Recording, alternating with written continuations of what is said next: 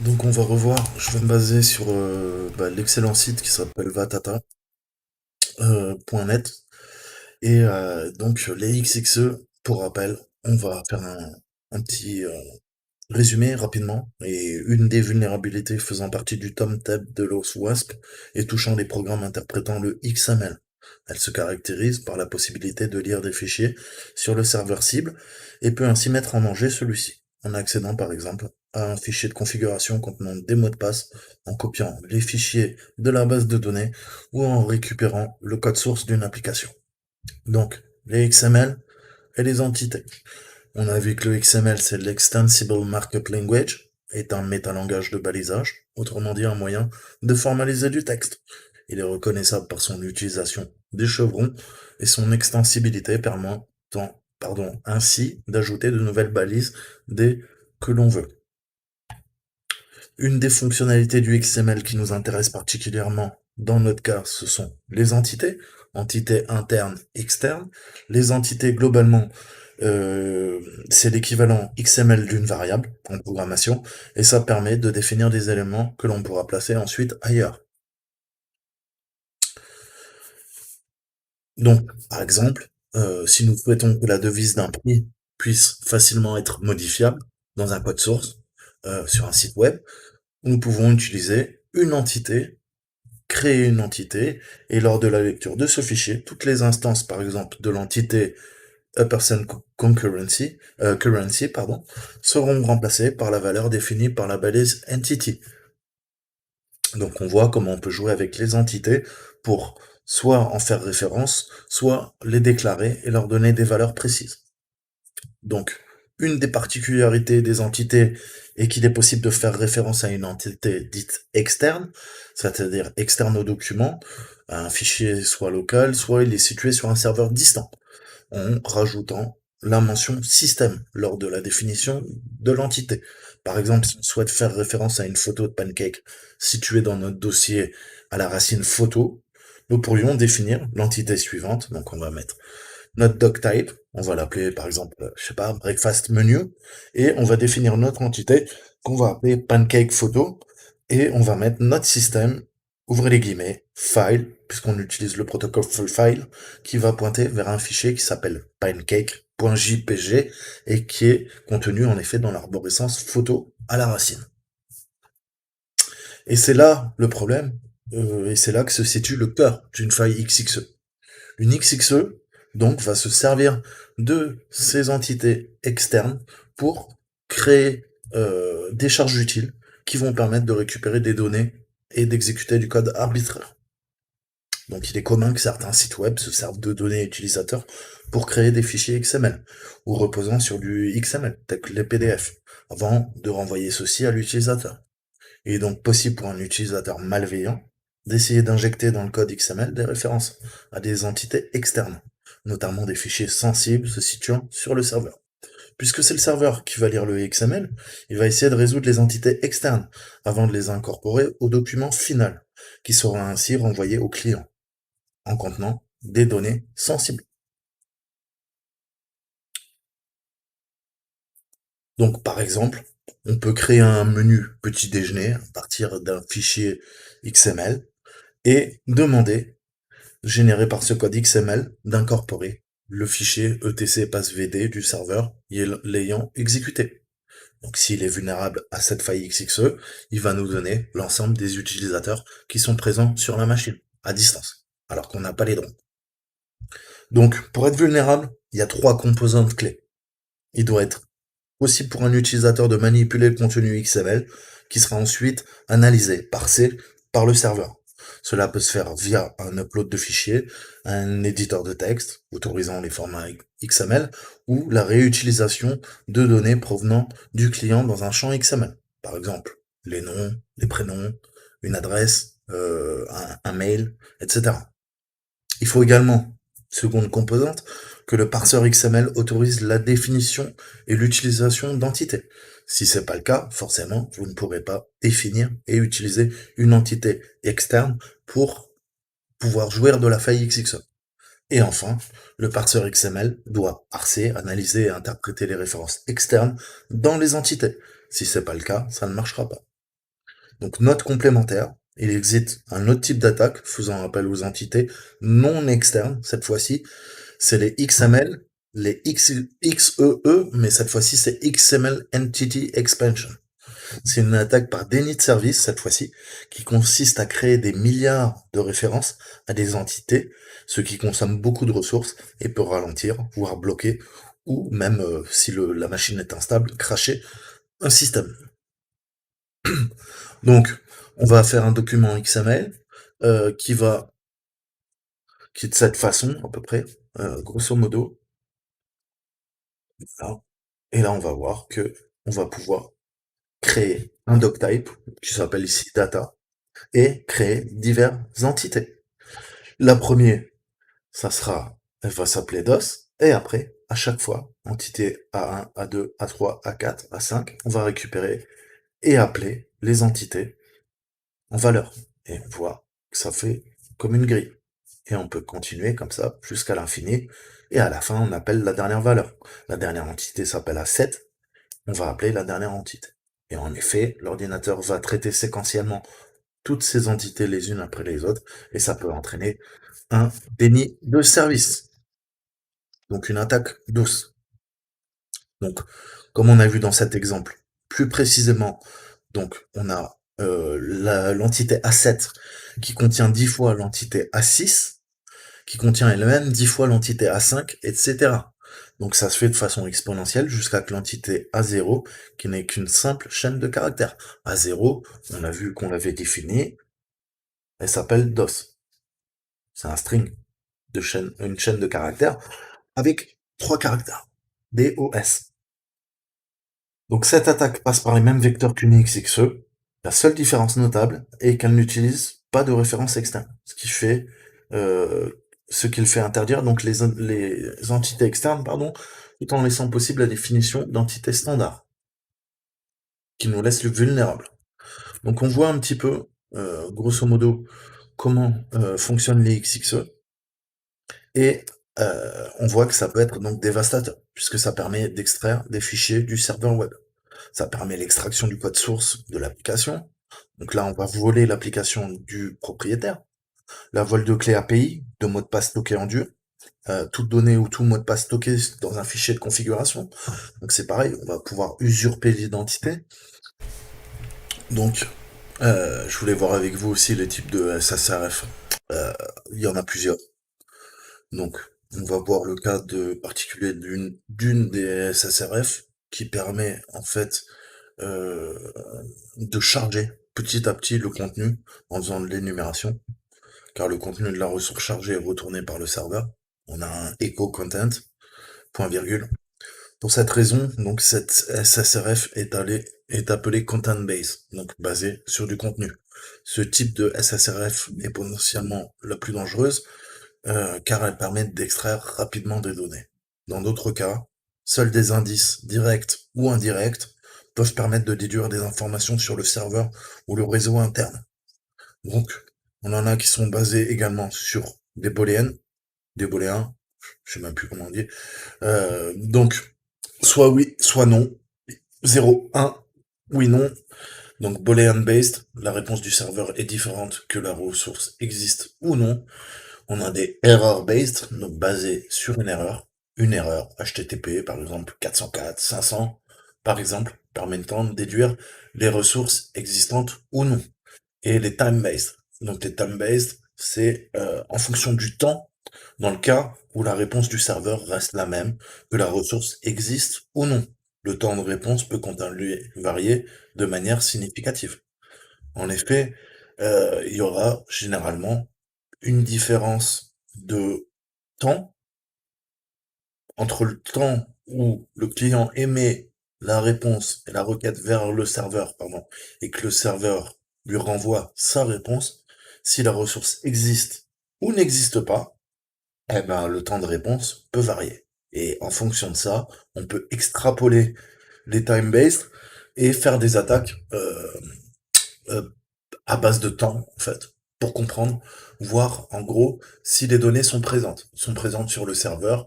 Si elles sont présentes, il faudra peut-être les rechercher en mémoire. Du coup, ça mettra un peu plus de temps.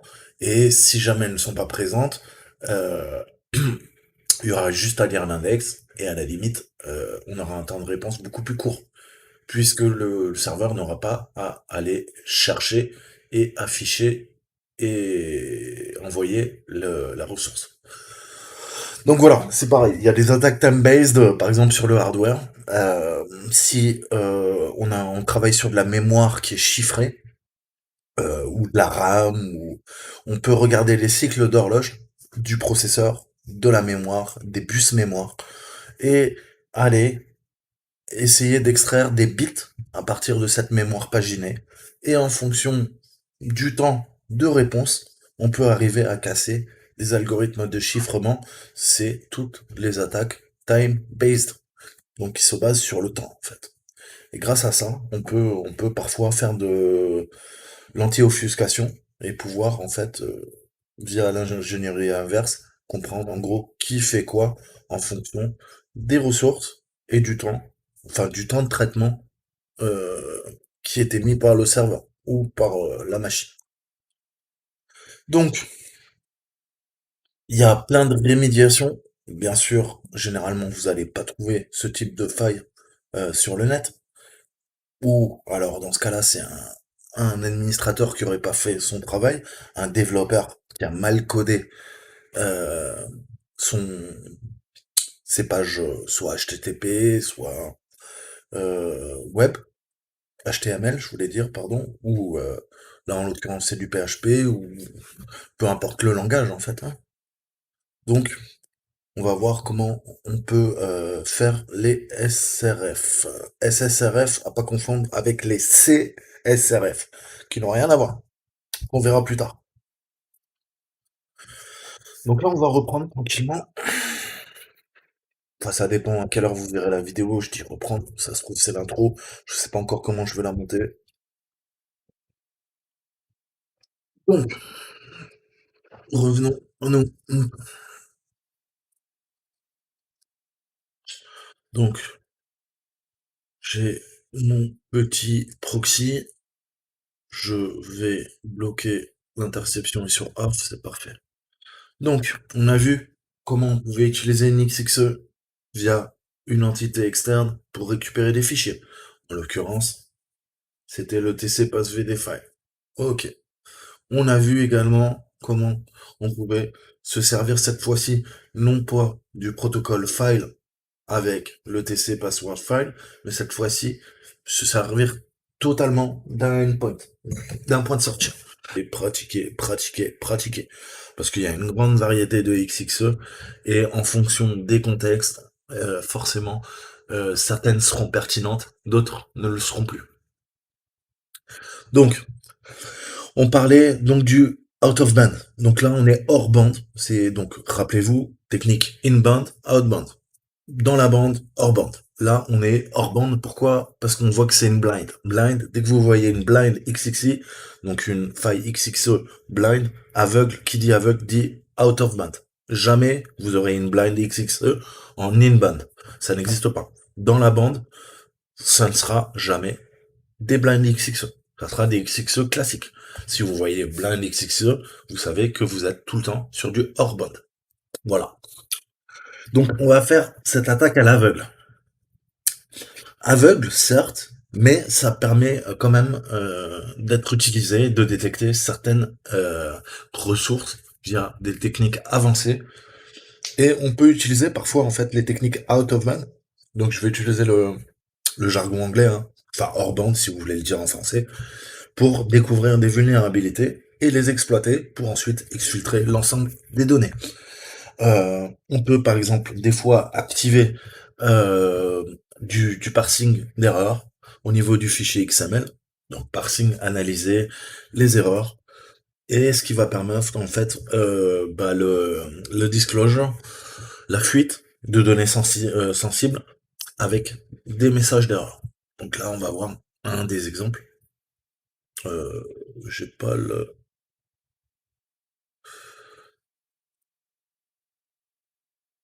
Donc, on avait dit au tout début qu'on avait vu pourquoi on les appelle aveugles, parce que quand vous êtes out of band, tout simplement, vous ne pouvez pas attendre la réponse du serveur. Il va falloir rerouter de façon ingénieuse les réponses du serveur que vous attaquez via une blind XXE pour pouvoir interpréter ces réponses, notamment certains messages d'erreur, et comprendre quelles sont les failles qui sont présentes sur le serveur. Donc c'est pour ça qu'on l'appelle aveugle. Donc c'est, je vous disais au tout début, dans la précédente vidéo, il y a deux types de XXE. Il y a les faciles, entre guillemets, et les plus durs. Les plus durs, c'est celles en aveugle, puisque vous n'avez pas de retour console. Vous n'avez pas de retour tout simplement, en fait. C'est à vous d'aller comprendre, interpréter les données pour en tirer une vision objective et savoir qu'est-ce que vous allez faire dans certains types de cas précis pour pouvoir exploiter et compromettre la machine. Donc, on peut activer des interactions donc out of band avec le réseau.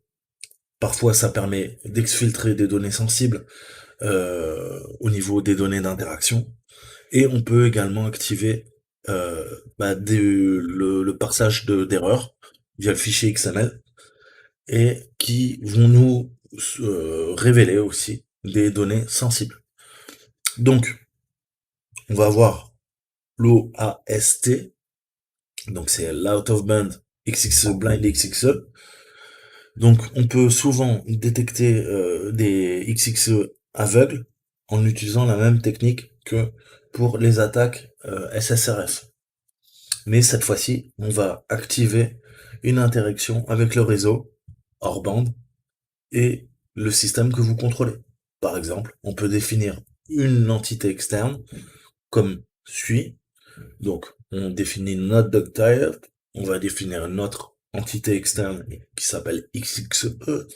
Et cette fois-ci, on voit qu'on définit donc une ressource directement dans le document XML avec une valeur.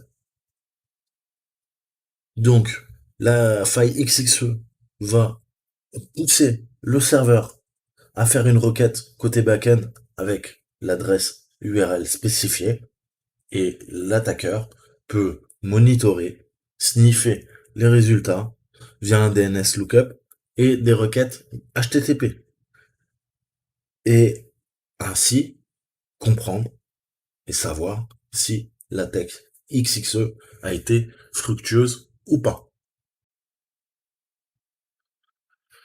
Donc on va exploiter les XXE en réutilisant une DTD locale. Donc la technique précédente fonctionne bien avec une DTD externe, mais elle ne fonctionnera normalement pas avec une DTD interne, entièrement spécifiée dans l'élément doctype. En effet, la technique implique l'utilisation d'une entité de paramètre XML dans la définition d'une autre entité de paramètre. Selon la spécification XML, cela est autorisé dans les DTD externes, mais pas dans les DTD internes. Certains analyseurs peuvent le tolérer, mais beaucoup ne le font pas. Alors qu'en est-il des vulnérabilités aveugles XXE lorsque les interactions hors borne sont bloquées? Vous ne pouvez pas exfiltrer les données via une connexion hors bande, et vous ne pouvez pas charger une DTD externe à partir d'un serveur distant. Dans cette situation, il peut toujours être possible de déclencher des messages d'erreur contenant des données sensibles en raison d'une faille dans la spécification du langage XML.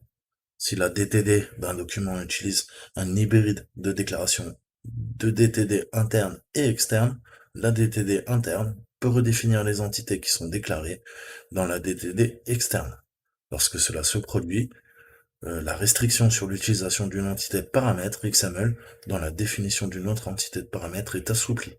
Cela signifie qu'un attaquant peut utiliser la technique XXE basée sur les erreurs à partir d'une DTD interne, à condition que l'entité de paramètre XML qu'il utilise redéfinisse une entité déclarée dans une DTD externe, bien entendu. Et si les connexions hors bande sont bloquées, la DTD externe ne peut pas être chargée à partir d'un emplacement distant.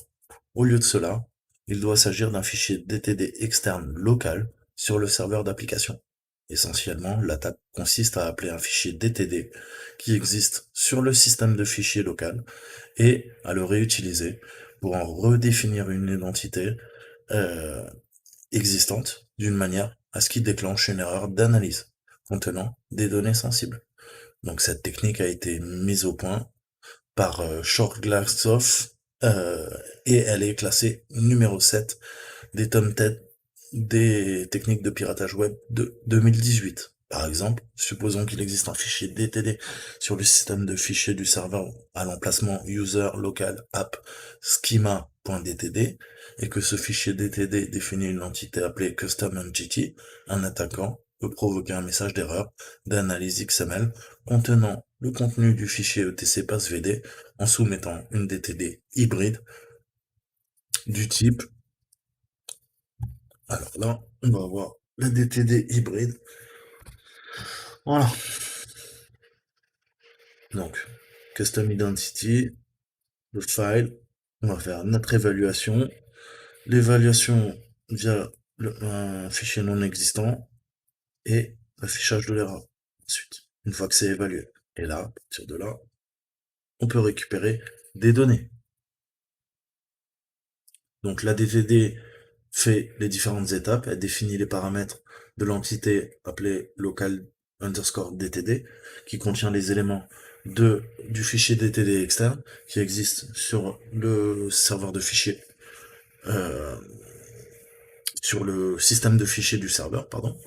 Et ensuite, elle redéfinit les paramètres de l'entité appelée custom entity, qui est, elle aussi, déjà définie dans le fichier externe DTD. Cette entité est redéfinie et contient donc l'XE basé sur les erreurs qui a été décrite précédemment et qui va déclencher en fait un message d'erreur qui va contenir l'ensemble du passvd.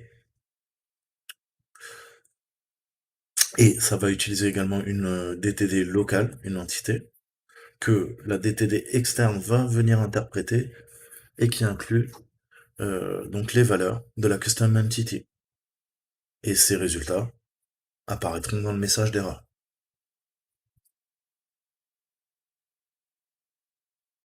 Donc là, on nous dit que ce laboratoire dispose d'une fonction vérifier le stock qui analyse l'entrée XML, mais n'affiche pas le résultat.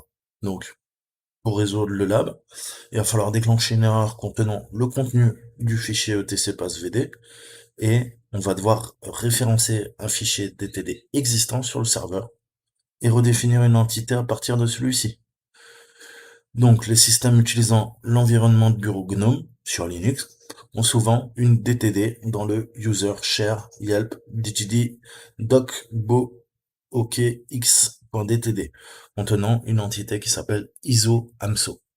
Et du coup, eh ben, on va se servir de cette entité pour redéclarer nos entités et faire notre faille XXE via une DTD locale.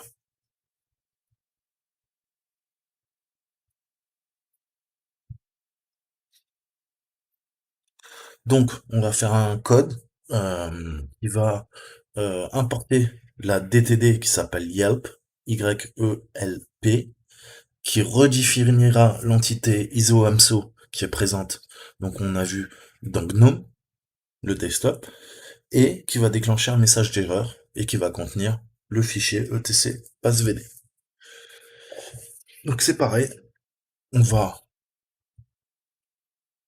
checker un des trucs, on retourne sur Burp Suite, pardon.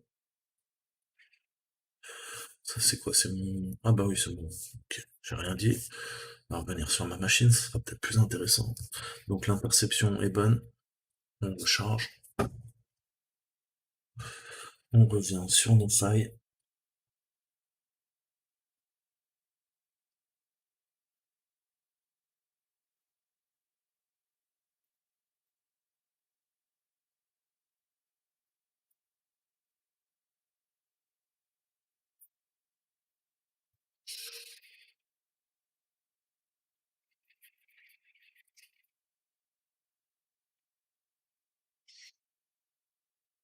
Donc, nous, ce qui nous intéresse, on revient sur les XXE. Donc là, on a fait toute la partie Retrieve Files et SSRF et on termine maintenant la partie Out of Band, XXO.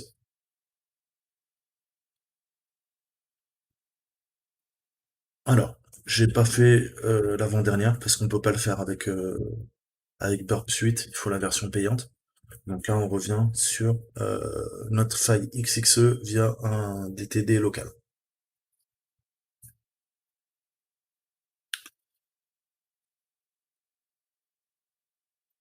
Ok, donc on arrive sur notre site marchand. On sélectionne un article et on va voir la requête qui est envoyée au serveur. Et on va la modifier en conséquence. Là, je vais vérifier Paris. Voilà. Hop, j'intercepte les communications et je vérifie les stocks. Ok, donc on voit que c'est un fichier qui est formaté, toujours format XML, classique, comme tout à l'heure. Ça vérifie le product ID et le store ID. Donc maintenant, nous, qu'est-ce qu'on va faire pour que ça fonctionne, grosso modo? Bah, c'est pareil, on va insérer et définir notre DTD et notre faille XLE, donc doctype, toujours. Là, ce qu'on veut, c'est un message. Et ensuite, donc on va faire séquentiellement ligne par ligne. Donc on veut une première entité avec le dollar. Voilà. Et là, on veut nous récupérer l'appel vers la locale DTD, notre système, et on veut le protocole file. Donc là, on est bien. Et on va récupérer quoi? On va récupérer dans user share le fameux Yelp qui se trouve ici. On a un DTD, oui, on a un docbook X DTD. Ok, ça c'est notre première entité avec son chemin. Je clôture ma balise. Ensuite, seconde entité. Là, on va faire appel à ISO Hamza de GNOME. Donc, pardon, entity, toujours pourcentage. Donc, elle s'appelle ISO Hamza.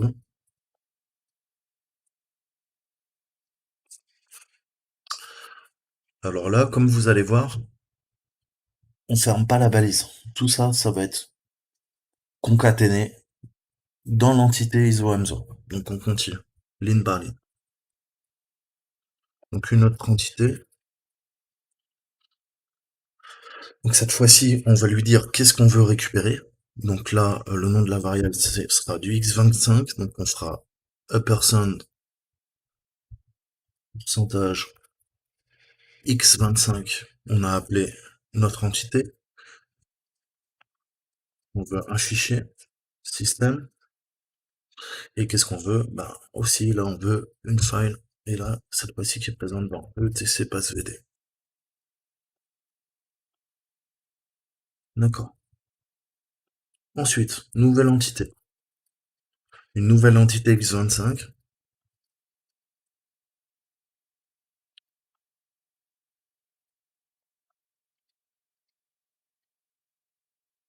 Voilà. Et cette fois-ci, on veut évaluer. Pour avoir notre fameux message d'erreur. Pour cela, eh ben, il faut demander une évaluation. Sur quoi? Sur une entité. Et qu'est-ce qu'on veut? Bah, on veut nos, nos évaluations x26 et x25.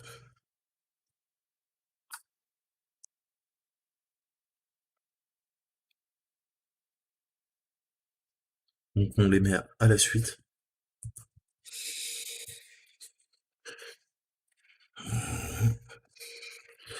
On va lui demander d'afficher les erreurs. Et comme c'est une entité externe, on n'oublie pas de mettre système.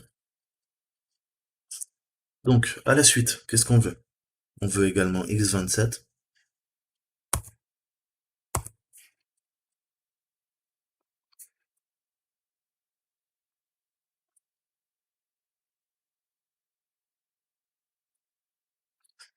C'est également un fichier, pardon. et là qui pointe vers un non-existent, justement.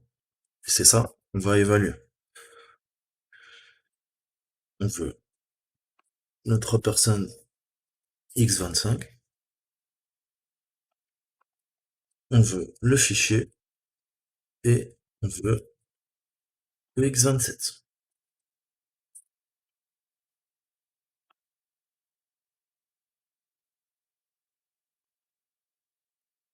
Donc ça fonctionne comme des cases mémoire en fait. Et là, on va lui demander de faire ça en outbound via un DTD local. Ok. Donc là, on continue. On a encore l'évaluation sur le 25 et l'erreur. Donc, on fait un, pardon, dollar x25. Tiens, d'ailleurs, je vais payer le truc. Voilà. Qu'est-ce qu'on veut? Eh ben, sur cette entité externe, on veut une évaluation. On lui demande l'éval. Et on veut également le retour des messages d'erreur sur la x25.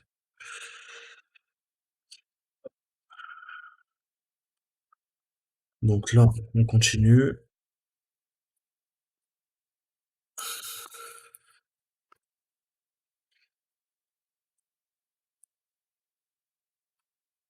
Donc,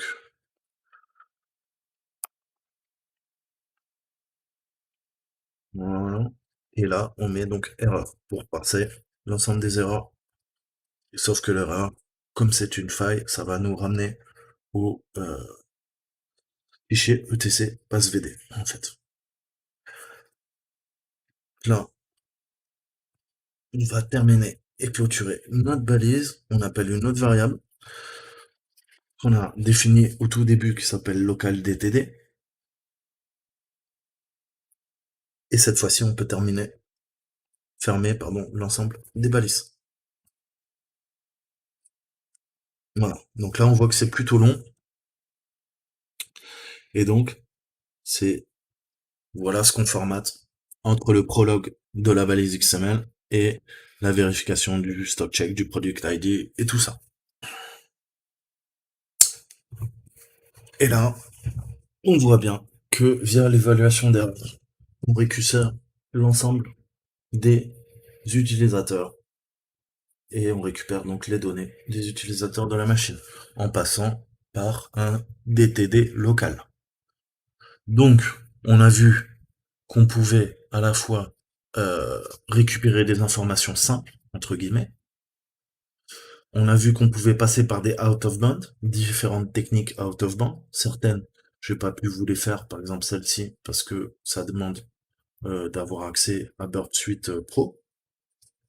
Et ensuite, on a vu qu'on a continué donc à exploiter des blinds XXE en passant par le message d'erreur, ou notamment via le fichier local DTD.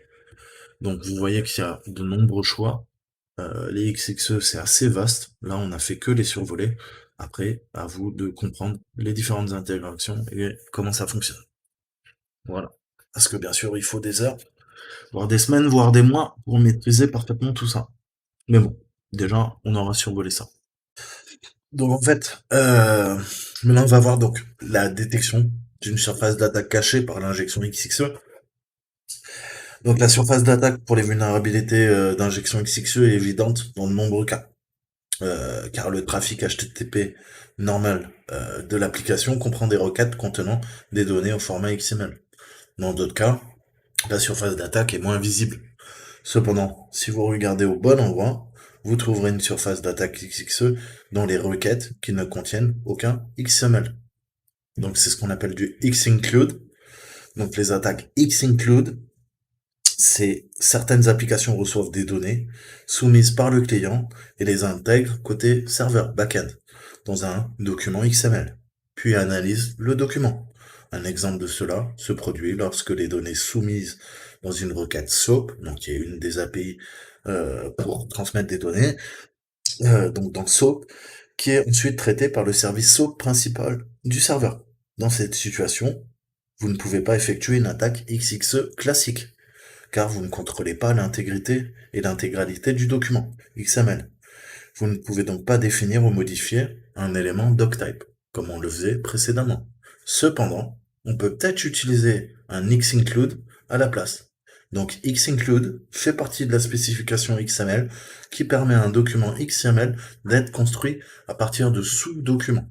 Donc on va récupérer plusieurs sous-documents qui, liés entre eux, vont permettre d'avoir un document XML final. Vous pouvez placer une attaque X-include dans n'importe quelle valeur de données d'un document XML, de sorte que l'attaque peut être effectuée dans des situations où vous ne contrôlez qu'un seul élément de données placé dans le document XML, côté serveur. Pour effectuer une attaque X-include, vous devez référencer l'espace de nom X-include et fournir le chemin d'accès au fichier que vous souhaitez inclure. Par exemple, on va faire le foo x deux points, on met notre référence du x-include, ok, et on va parser les données, on veut du texte, et on va mettre notre href. Et là, le href, eh ben, ça pointera vers le etc passvd. Voilà. Donc, via une balise x-include, on peut tout à fait se servir d'un document et d'un autre partie de sous-document pour récupérer euh, des données sensibles. Donc on va voir un petit peu comment on peut faire.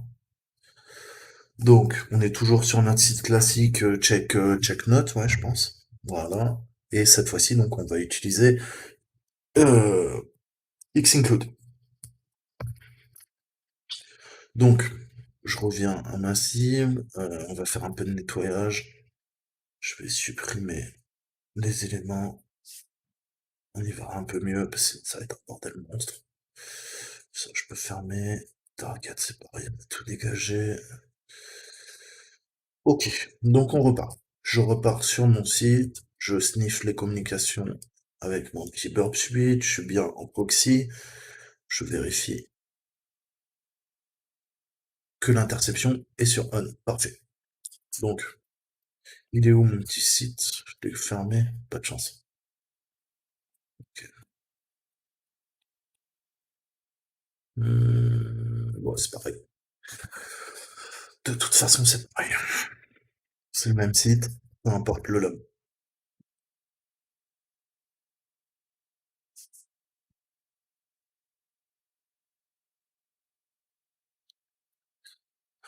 Donc là, on va utiliser exactement la même référence.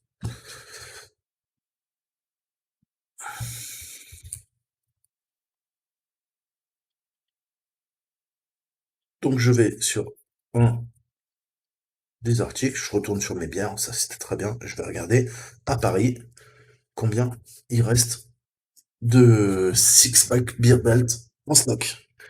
Donc je check. Et là, voilà ce qui nous retourne. Réflexe, hop, on se fait un petit clic droit et on balance ça dans Repeater.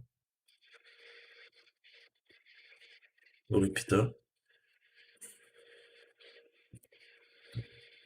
Et là, le product ID, on le remplace par notre balise fou.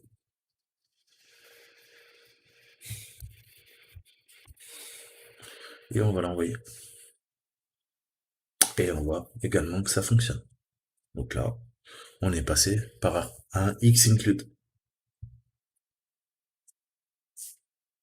Maintenant, on va voir comment, via l'envoi d'un fichier, ça fonctionne également. Donc ça, c'est l'exploitation d'une faille XXE via l'envoi d'un fichier ou d'une image. Ça marche aussi. Donc certaines applications permettent aux utilisateurs de télécharger des fichiers, naturellement, et qui sont ensuite traités côté serveur. Certains formats de fichiers courants utilisent le XML ou contiennent des sous-composants XML. Des exemples de formats basés sur XML sont les formats de documents bureautiques, comme le docx, ou les formats d'images, comme le SVG. Par exemple, une application peut permettre aux utilisateurs de télécharger des images et de les traiter ou de les valider sur le serveur après leur téléchargement. Même si l'application s'attend à recevoir un format tel que PNG ou JPEG, la bibliothèque de traitement d'images utiliser peut prendre en charge les fichiers SVG. Comme le format SVG utilise XML, un attaquant peut soumettre une image et se servir de cette image malicieuse pour atteindre en fait des surfaces d'attaque qui sont masquées, camouflées, cachées.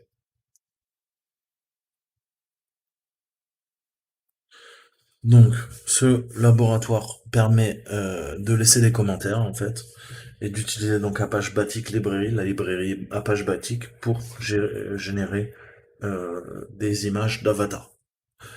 Donc, on va voir comment on peut uploader une image et accéder au ETC hostname après que l'image ait été uploadée au serveur.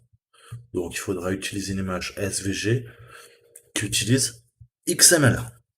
Donc, comment on peut faire ça? Comment on peut se servir d'une image SVG inclus dans du contenu XML?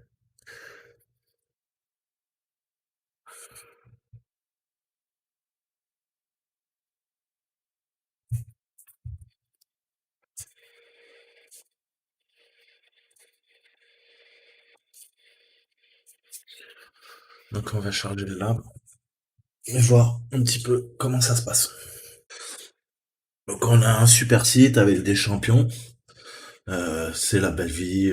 Ils sont déconfinés. Ouais, en plus, putain, ils savent poser comme des stars.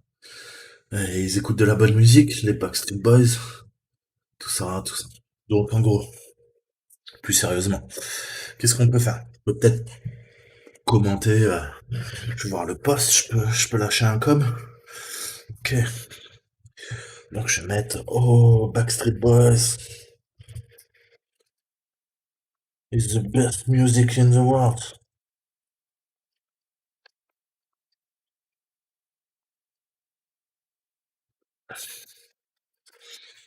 Donc voilà. Et on voit que je peux uploader une image, peut-être. Alors, est-ce que je peux uploader une petite image? Est-ce que j'ai ça en stock? Je suis pas sûr d'avoir ça en stock.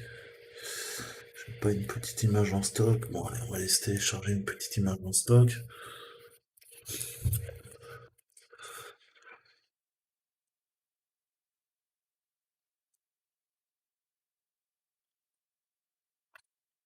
Trouver un super avatar, tu vois.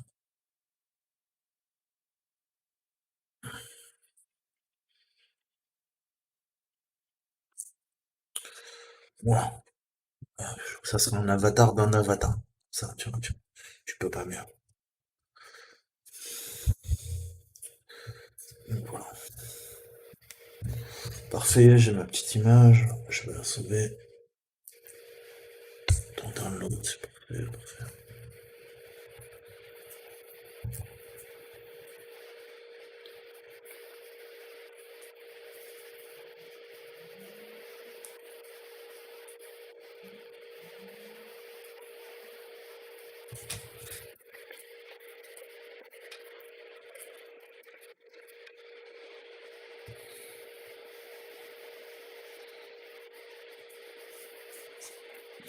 Donc mon commentaire a été soumis, c'est magnifique. Je vais retourner sur le blog, puis on voit. Donc connard, en effet. Donc voilà, on a bien. Je peux laisser un commentaire, je peux même uploader mon avatar, et on voit que connard a laissé un message.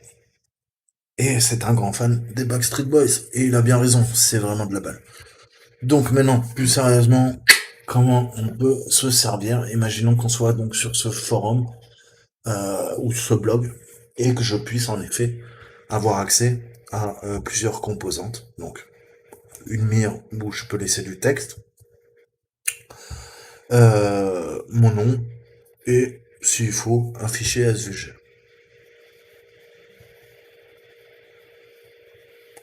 Donc, comment peut-on faire ça?